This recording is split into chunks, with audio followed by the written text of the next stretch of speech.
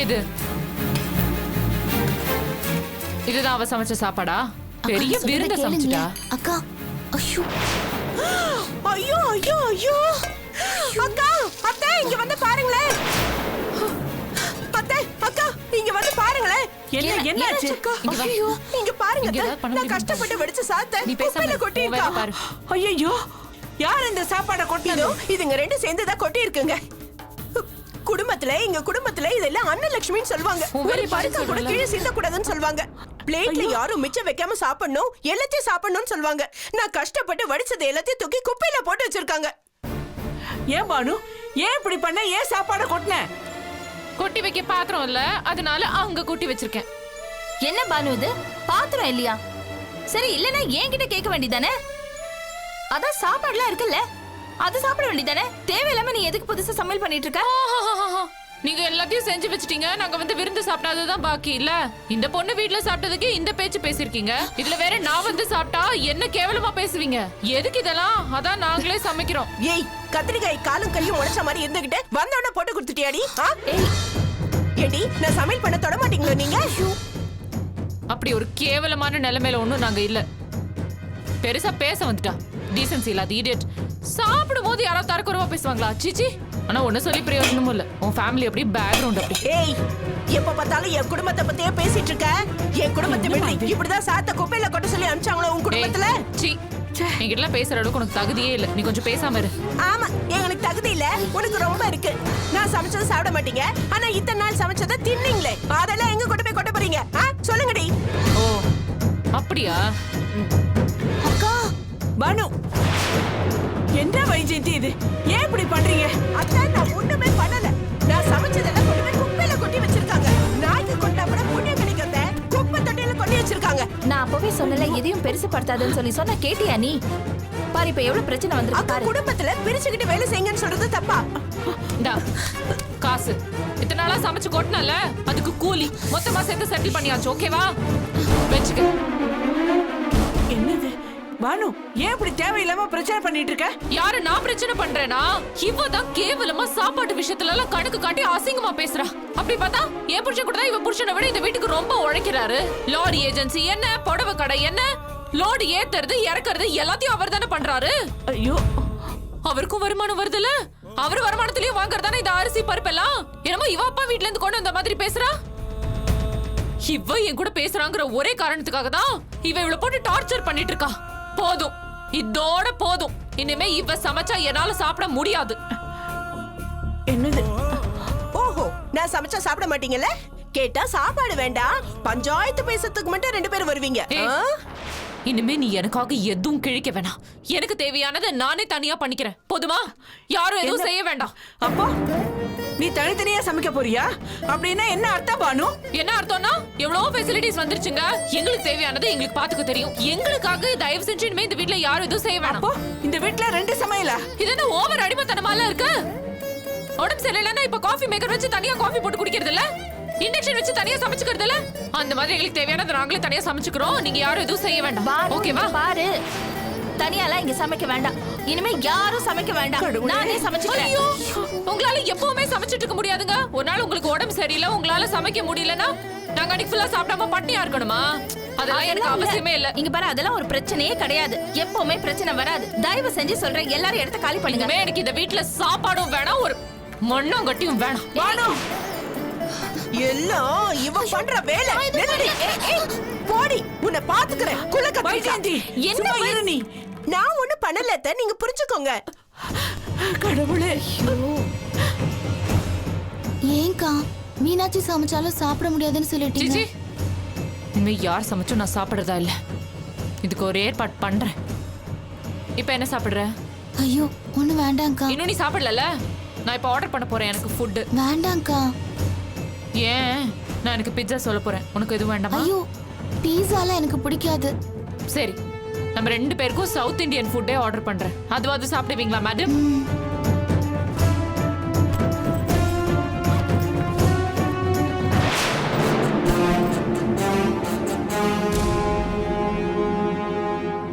Hello, Mensa foods.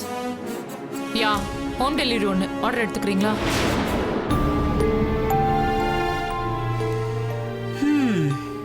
சொந்த வீட்டுல ராணி மாதிரி வாழ வேண்டியவ மாசத்துக்கு ஒரு வீடுன்னு மாத்திக்கிட்டு இருக்கேன்.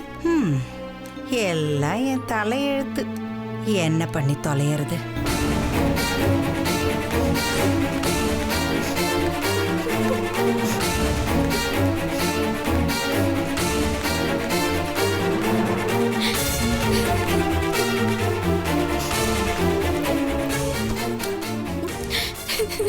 ஏய், என்னடி ஆச்சு?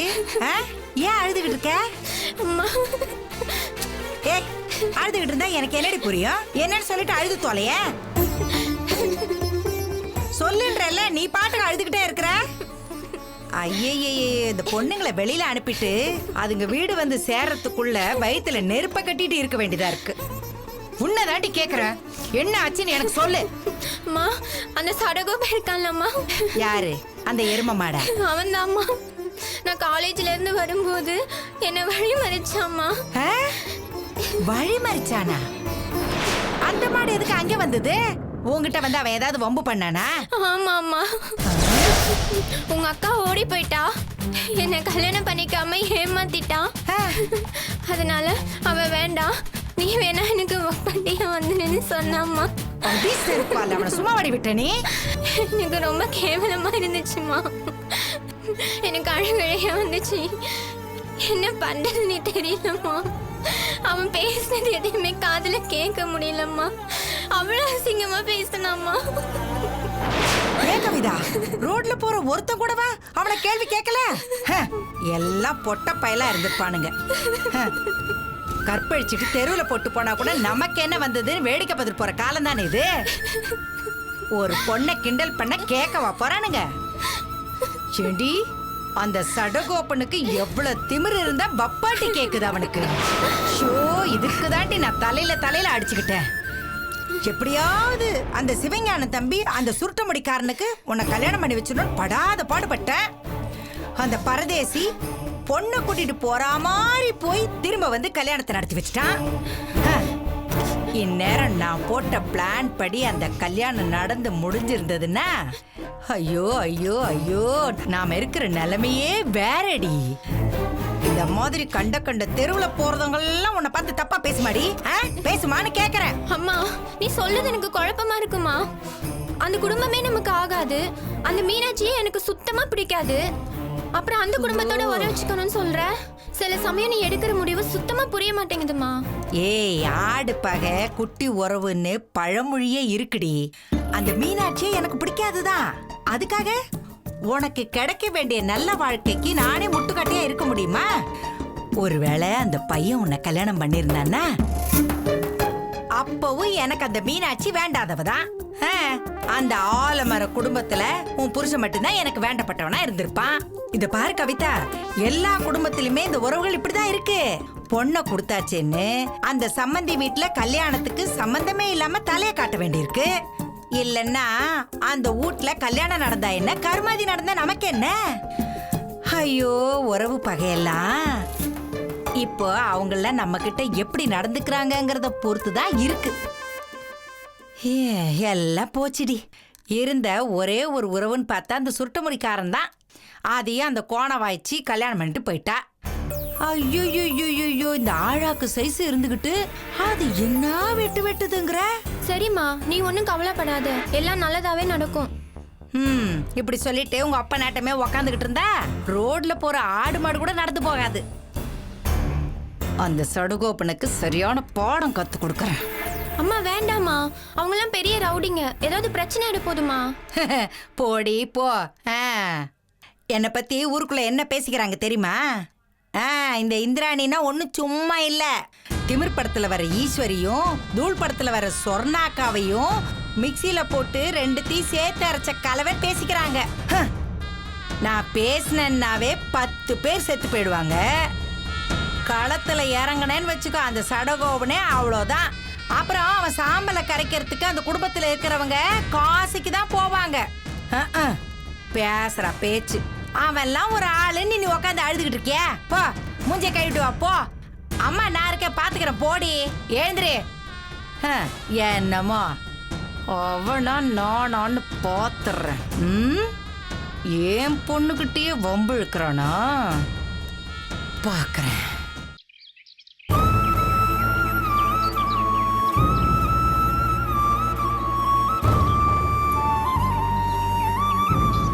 மீனாட்சி, ஏமா ஒரு மாதிரியா இருக்க? இல்லம்மா, சாப்பாட்டை வச்சு தேவையில்லாம பிரச்சனை பண்றாங்க. இன்னைக்கு பானு சாப்பிடாமலே போயிட்டாமா. என்ன நடக்குது இந்த வீட்ல? 10 பேருக்கு தினமும் சாப்பாடு போடுற அளவுக்கு வசதி இருக்கு. ஒரு பருக்க சாப்பாட்டுக்காக கைராசி குடும்பத்து மருமகளுங்க சண்டை போடுறத என்னன்னு சொல்றது? என்னமோ தெரியலம்மா, இது இனிமே எவ்வளவு பெரிய சண்டை ஆகுமோ தெரியல. ஏதோ பானு ஈகோ மாதிரி எடுத்துக்கிட்டாலும் நினைக்கிறேன். ஆமா நீ, இந்த ஒரு விஷயம்னு இல்லை, எல்லாமே பானோனி அப்படிதான் பண்றாங்க. நேத்து கூட சமைச்சு போட்டதுக்கு வைஜெயந்தி அண்ணி கிட்ட இந்தா காசுன்னு கொடுக்குறாங்க. வீட்டுல இருந்த வேலையை எல்லாரும் பகிர்ந்து செய்யணும் தானே சொன்னாங்க. அதை கூட விடுங்க அண்ணி, அவங்க கடமையாவே பேசியிருந்தா கூட அதை ஏன் ஆனந்தி அண்ணி பானு அண்ணி கிட்ட சொல்லி வந்த உடனே சண்டையை மூட்டி விடணும்? மீனாட்சி, இந்த விஷயத்த நான் வைஜெயந்தியை தப்பா சொல்ல மாட்டேன். அவ சொல்றது சில விஷயங்கள் சரியா தானே இருக்கு. அதோட வைஜெயந்தி அண்ணி ஈகோ பாக்குற மாதிரிலாம் எனக்கு தெரியல. எப்பவுமே கடைசியில அவங்க அடங்கி போற சூழ்நிலை உருவாகிடுது. அவங்களும் எத்தனை வாட்டி தான் விட்டு விட்டு கொடுத்து போவாங்க. பானு அண்ணி தான் தானுன்ற கர்வத்தோடயும் ஈகோவோடும் இருக்காங்க. அதெல்லாம் சரி உமா, ஆனா அடுத்தவங்க பேசுறத ஒட்டு கேட்கிற கெட்ட விஷயத்தை எப்படி ஒத்துக்க முடியும்? ஏன் நீ ஒட்டு கேட்கறது தப்பு தான். ஆனா ஆனந்தினி அவங்க அப்பா கிட்ட பேசுனது மட்டும் கரெக்டா? எல்லாத்துக்கும் மேல அவங்க அப்பா வேற இங்க வந்து என் பொண்ணை நல்லா பாத்துக்கோங்க, என் பொண்ணை நல்லா பாத்துக்கோங்கன்னு சொல்றது என்ன நீ? ரொம்ப டூ மச்சா இல்ல? அவங்க இருந்த லெவலுக்கும் கஷ்டத்துக்கும் நீங்க தான் அவங்கள இந்த வீட்டுக்கு பல தடைகளையும் தாண்டி மருமகளா கூட்டிட்டு வந்தீங்க. ராஜேந்திரனுக்கு பார்த்து அந்த கல்யாணம் தடைப்பட்டு போய் அதுக்கப்புறம் ஏகப்பட்ட குழப்பத்தோட சரணனுக்கு முடிச்சு வச்சீங்க. அந்த நன்றி விசுவாசம் கொஞ்சமாவது இருக்கா அவங்களுக்கு? இது பாருமா, நான் எதையுமே எதிர்பார்க்கறது கிடையாது. உங்களை அப்படியே தலையில தூக்கி வச்சு கொண்டாடணும்லாம் நான் சொல்லல.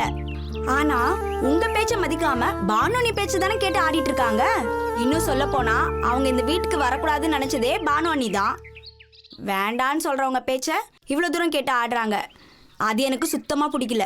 அந்த பொண்ணுக்கு தெரியாது, அவ சின்ன பொண்ணு. அவ இப்பதான் குடும்பம் வேற வீடுன்னு பழகுறா, பாக்குறா. அவ உலகம் ரொம்ப சின்னது. அவ அப்பா அம்மா அந்த புடவைத்தறி ஏழ்மை இப்படியே இருந்த பொண்ணு. பானுவோட ஆடம்பரம் படாடோபம் இதெல்லாம் பார்த்து அவ மனசு கொஞ்சம் சஞ்சலப்படுது, அவ்வளவுதான்.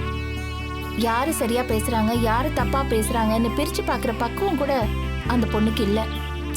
சரியா நீ, உங்களுக்கு தெரியாது ஒன்னும் இல்ல, ஏதோ என் மனசுல பட்டதை நான் சொன்னேன், அவ்வளவுதான். சரி மீனாட்சி, நான் மனசுக்குள்ள ஒரு முடிவு பண்ணி வச்சிருக்கேன், பேசிக்கலாம். இப்போதைக்கு இந்த பிரச்சனையை ஆராய்ச்சி பண்ண வேண்டாம். சரிம்மா. அப்புறம் உமா, உன் காலேஜ் பேக் துவைக்கணும்னு சொன்னல, நான் இப்ப துவைக்க போறேன், எடுத்துட்டு வா, அதையும் துவைச்சு கொடுக்குறேன். சரியா நீ? நீதான் இவளுக்கு செல்லம் கொடுத்து கெடுத்து வச்சிருக்க. அம்மா நீ துவைச்சா என்ன? அம்மா இன்னும் எவ்வளவு நாளைக்குமா? என்னைக்குமா அண்ணி என்ன துணி துவைக்க விட்டுருக்காங்க? நான் போய் எடுத்துட்டு வரேன். இல்லம்மா, பாவம்ல.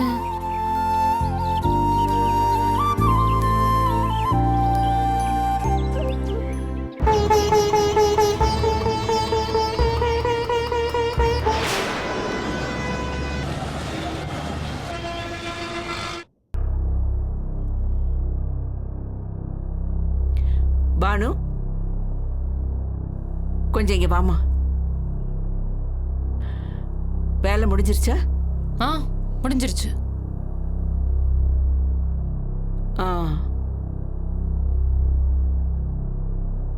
காலையில ஏமா சாப்பிடாம போனேன்? இங்க இருந்து சென்னை வரைக்கும் போறேன், இப்படி சாப்பிடாம போனா எப்படி? இல்ல, மனசுக்கு விருப்பம் இல்ல, அதனால சாப்பிடாம போயிட்டேன். அதுக்காக தினமும் சாப்பிடாம போனா? இல்ல இல்ல, அப்படியெல்லாம் ஒண்ணும் இல்ல. நான் ஹோட்டல்ல வாங்கி சாப்பிட்டுக்குவேன், எந்த பிரச்சனையும் இல்ல. அதுக்காக எப்பவும் வெளியே வாங்கி சாப்பிட்டா உடம்பு என்னத்துக்கும் ஆகும்? அது உடம்புக்கு நல்லது இல்ல.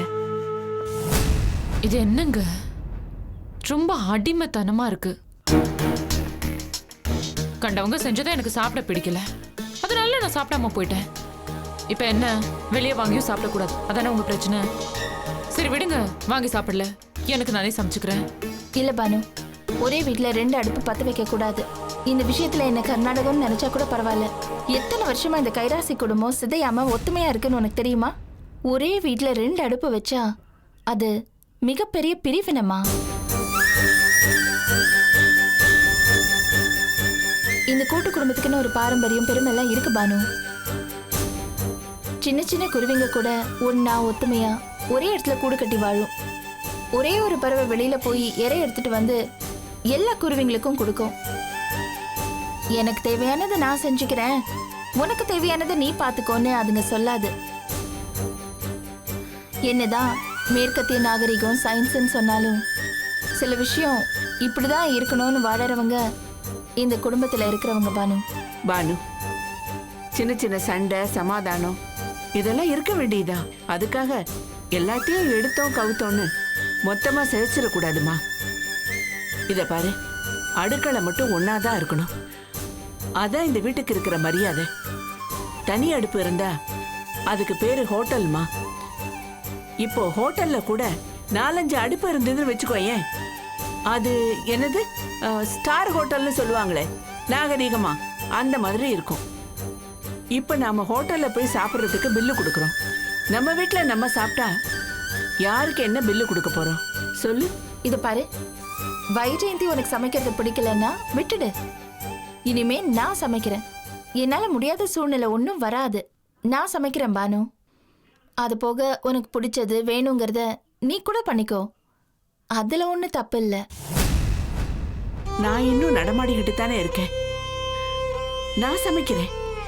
எனக்கு ஆண்டவன் எழுதின நாள் வர வரைக்கும், ஏன் கை கால்ல தெம்பு இருக்கிற வரைக்கும் நானே பண்றேம்மா. இல்லைன்னா உமா பண்ணுவா. இந்த பேச்சுக்கு இதோட முற்றுப்புள்ளி வச்சிருங்கம்மா.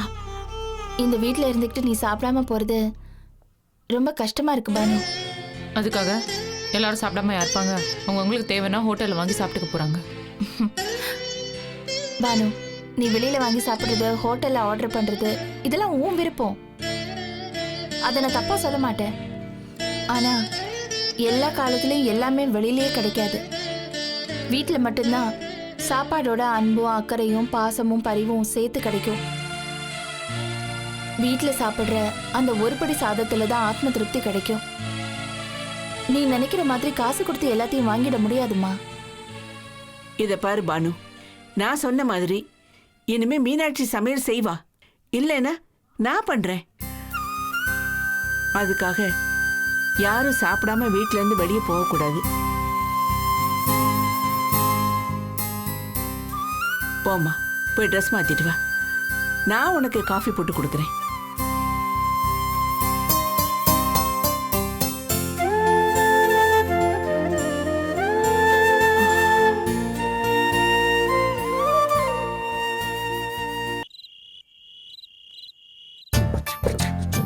சார், என்ன சார் சொல்றீங்க?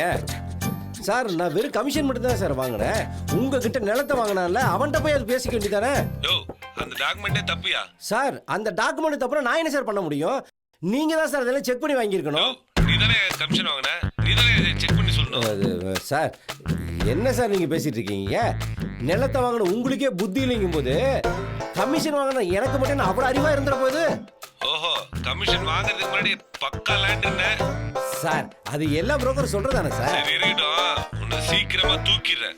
இதே என்ன தூக்கிறீங்களா சார்? நான் கொஞ்சம் வெயிட்டா இருப்பேன் சார். நாளைக்கு காலையில உன் தலை இருக்காது பாத்து.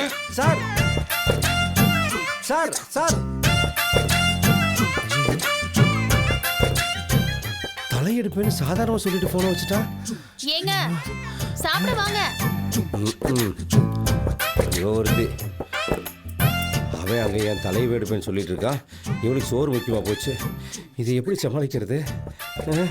ஏங்க என்னங்க, நான் கூப்பிட்டுட்டே இருக்கேன், நீங்க பாட்டுக்கு உட்கார்ந்துட்டு இருக்கீங்க. சாப்பிட வாங்க. ஆமா, நீ அப்படியே பெரிய மட்டனு சிக்கனு நண்டெல்லாம் செஞ்சு வச்சிருக்க, சாப்பாடை வாங்கன்னு கூப்பிட்டுருக்க. அதே குழம்பு 4 நாளாக ஃப்ரிட்ஜில் வச்சுக்கிட்டு சுட வச்சு எனக்கு ஊற்றிட்டு இருக்க. ஆமாமா, நீங்க தினமும் கறியும் மீனும் வாங்கி கொடுத்துட்டாலும் நீங்களும் அதே இத்து போன கத்திரிக்காவும் அவரைக்காவும் தானே வாங்கி கொடுக்குறீங்க. ஏண்டி உன்னை நான் கல்யாணம் பண்ணிட்டு வந்தப்ப இந்த பூனை பால் குடிக்குமாங்கிற மாதிரி இருந்தேன். இப்ப என்ன கண்டதை குடிக்கிற மாதிரி பேசிட்டு இருக்க? இங்க பாரு, முதல்ல இந்த பட்டிமன்றத்துல பேசுறது பேச்ச இங்க பேசாம போய் உங்க அண்ணன் கிட்ட போய் பேசு. இப்ப எதுக்கு நீங்க எங்க அண்ணனை பத்தி பேசுறீங்க? ஏய், என்ன கை நீட்டி பேசிட்டு இருக்க? முந்தாள் நாள் நடந்த சம்பவம் உனக்கு மறந்து போச்சா? கை நீட்டி பேசுறதுனால தான் அந்த விரலை பிடிச்சி நான் கடிச்சு வச்சேன். இனி ஏதாவது பேசுறேன்னு வச்சுக்கவே மணிக்கட்டோட கடிச்சு போடுவேன். உனக்கு பேசிட்டு இருக்க பேச்சு என்ன? ஊர் உலகத்துல நான் அண்ணன் தம்பியில வச்சுக்கிட்டு காசே செலவு பண்ணாம கல்யாணம் பண்ண பரம்பரை ராஜா பரம்பரை உங்க பரம்பரை தாண்டி. நீ தானே அந்த கல்யாணத்துக்கு வந்திருந்த, பார்த்தே இல்ல? அது என்ன கல்யாண வீடு மாதிரியாடி இருந்துச்சு? ஒரு பக்கம் என்னோட அண்ணிக்கு 2 பேர் கொலையடி சண்டை போட்டுக்கிறாளுங்க, இன்னொரு பக்கம் உன் அண்ணியோட அம்மா மீனாட்சி அம்மா தான் மகளை துருப்பு சீட்டை வச்சுக்கிட்டு கல்யாணம் பண்ண விட்டுட்டு தான் மகளுக்கு சீட்டு கட்டு இருக்கா. ஒரே விஷயத்த 4 பேர் மைக்க பிடிச்சி அந்த பேச்சு பேசிட்டு இருக்காங்க. எந்த செலவும் இல்லாம கல்யாணத்தை முடிச்சு விட்டாங்க. கல்யாணம் அடையுது இல்ல இது கல்யாணமான்னு கேக்குறேன். என்னுடைய புரோக்கர் ஹிஸ்டரியிலேயே இவ்வளவு மட்டமான ஒரு கல்யாணத்தை நான் பார்த்ததே இல்லடி. இங்க பாருங்க, கல்யாணத்துக்கு வந்தீங்களா போனீங்களான்னு இருங்க, பிடிக்கலன்னா வராதீங்க.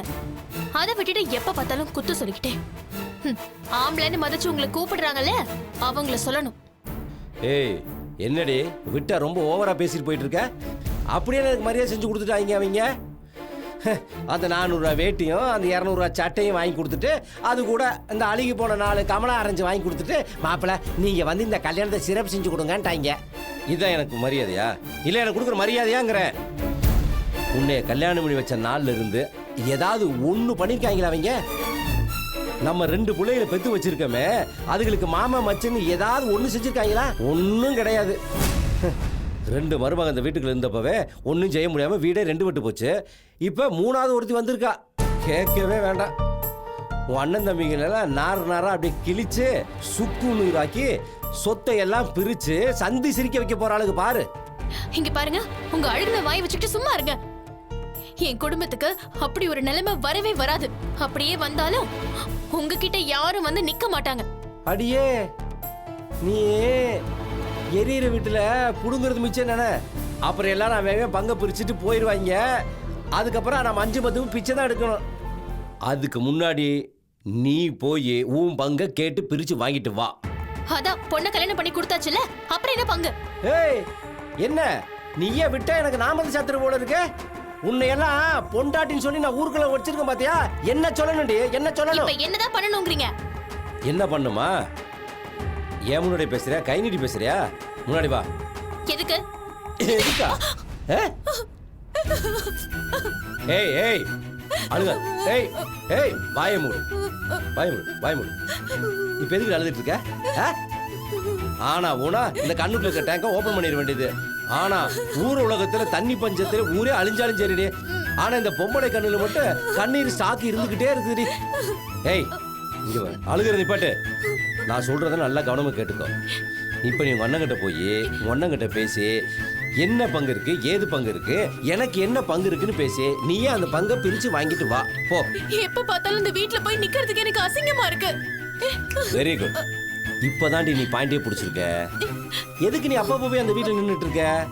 மொத்த சொத்தையும் நீ வாங்கிட்டு வந்துரு. அதுக்கப்புறம் நம்ம அந்த வீட்டு வாசல்ல தலை வச்சு படுக்க வேண்டிய நம்ம. ஏன் இப்படி என்ன குடும்பப்படுத்துறீங்க? இப்ப நான் என்னதான் பண்ணணும் சொல்லி தொலைங்க. ஏண்டி 1/2 மணி நேரமா நான் இதை தான் சொல்லிட்டு இருக்கேன். திரும்ப திரும்ப என்ன பண்ணணும் என்ன பண்ணிட்டு இருக்க? அப்ப உனக்கு எவ்வளவு நெஞ்செழுத்து இருக்கணும்? எப்ப பார்த்தாலும் அடிச்சுக்கிட்டே இருக்கீங்க. நான் இப்பவே எங்க அம்மா வீட்டுக்கு போறேன். ஆமாடி, இப்பயே நீ கிளம்பி போவ. அப்புறம் உன் அண்ணன் மீனாட்சி வந்து ஏங்க உங்களுக்கு கொஞ்சமாவது அக்கறை இருக்கா? கொஞ்சமாவது பொறுப்பு இருக்கா? ஏதாவது அக்கறை இருக்கா? பொண்டாட்டி மேல கொஞ்சம் அன்பு இருக்கா? கரிசனமாவது இருக்கான்னு கேட்பா. இதெல்லாம் எனக்கு தேவையாடி? தேவையாங்கிற போ.